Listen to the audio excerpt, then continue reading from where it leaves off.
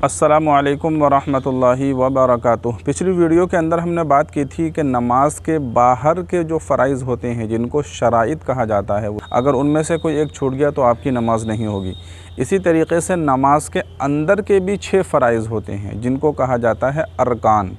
अगर इनमें से भी कोई एक फ़र्ज़ छूट गया तो फिर आपकी नमाज नहीं होगी। इन 6 फ़र्ज़ों को जानना हर मर्द औरत के लिए ज़रूरी है। तो आइए जानते हैं कि वो 6 फ़राइज़ कौन से हैं। नंबर 1, सबसे पहला फ़र्ज़ है तकबीर तहरीमा कहना। जब आप नमाज़ पढ़ने का इरादा करते हैं तो सबसे पहले हम क्या करते हैं, नियत करने के बाद कहते हैं अल्लाहु अकबर। तो ये जो तकबीर होती है शुरू वाली, इसको कहा जाता है तकबीर तहरीमा। तो ये तकबीर कहना फ़र्ज़ है, ज़रूरी है। अगर आपने ये तकबीर कही ही नहीं, बस वैसे ही हाथ उठाए और आपने नियत बांध ली, तो आपकी नमाज ही शुरू नहीं होगी, नमाज ही सही नहीं होगी। इस तकबीर तहरीमा के बाद की जो तकबीरें होती हैं, यानी आप रुकू में जाएंगे, रुकू से उठेंगे, सजदे में जाएंगे, सजदे से उठेंगे, अल्लाहु अकबर जो कहते हैं, तो ये सारी तकबीरें जो है सुन्नत होती हैं। अगर आप ना कहेंगे तब भी आपकी नमाज़ हो जाएगी। लेकिन शुरू वाली जो तकबीर होती है जिससे नमाज शुरू होती है, सबसे पहली तकबीर ये होती है तकबीर तहरीमा। ये कहना ज़रूरी है, चाहे आप अकेले नमाज़ पढ़ रहे हों या इमाम के साथ नमाज़ पढ़ रहे हों, ये तकबीर बहरहाल ज़रूरी है। दूसरी चीज़ है क़याम, यानी खड़े होकर नमाज़ पढ़ना। अगर आपको कोई उज़्र नहीं है, कोई परेशानी नहीं है, कोई प्रॉब्लम नहीं है, तो फिर आपको खड़े होकर ही नमाज़ पढ़नी चाहिए। अगर कोई प्रॉब्लम है, उज़्र है, आपके टांग में दर्द है, आपसे खड़ा नहीं हुआ जाता, कोई भी किसी तरह की कोई बीमारी परेशानी है, तो वो मसला अलग है।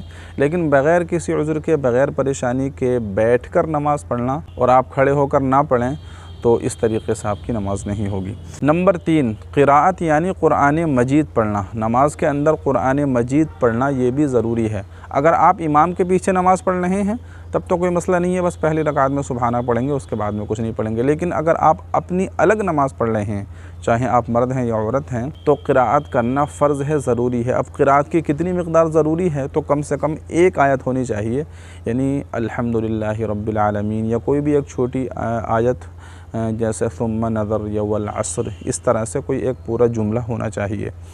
तो बेहतर तो यह है कि यानी कि सूरह फ़ातिहा पढ़ी जाए, उसके साथ सूरत मिलाई जाए।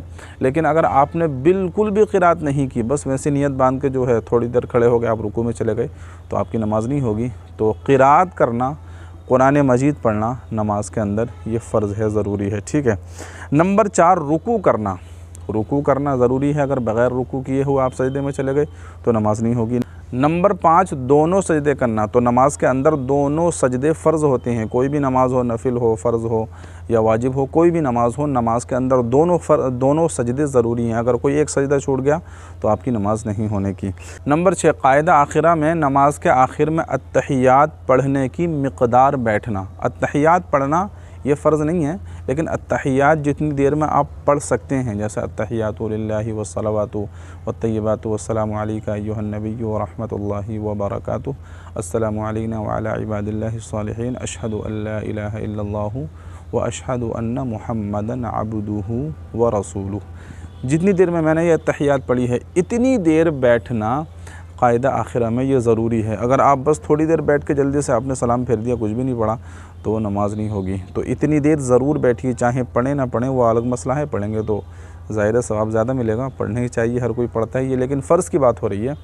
तो कायदा आखिरा में इतनी देर बैठना, जितनी देर में अत्तहियात पढ़ी जा सकती है, इतनी देर बैठना ये फ़र्ज़ है। तो ये नमाज के अंदर के कुल 6 फ़राइज़ हुए कि जिनकी अदायगी आपके लिए ज़रूरी है, जिन पर अमल करना ज़रूरी है। अगर इनमें से कोई एक भी छूट गया तो फिर आपकी नमाज नहीं होगी। तो इससे पहले मैंने वीडियो बनाई थी नमाज के शराइत के बारे में, होती हैं, उसका लिंक डिस्क्रिप्शन में है, वहाँ से आप जाके देख सकते हैं। तो ये फ़राइज़ नमाज के अंदर के हैं, तो इनको भी याद कीजिए और इस वीडियो को ज़्यादा से ज़्यादा शेयर कीजिए ताकि आपके यार दोस्तों को और लोगों को मालूम हो। आपका कोई सवाल है तो कमेंट कीजिए। दुआओं की गुजारिश है। अस्सलामु अलैकुम व रहमतुल्लाह।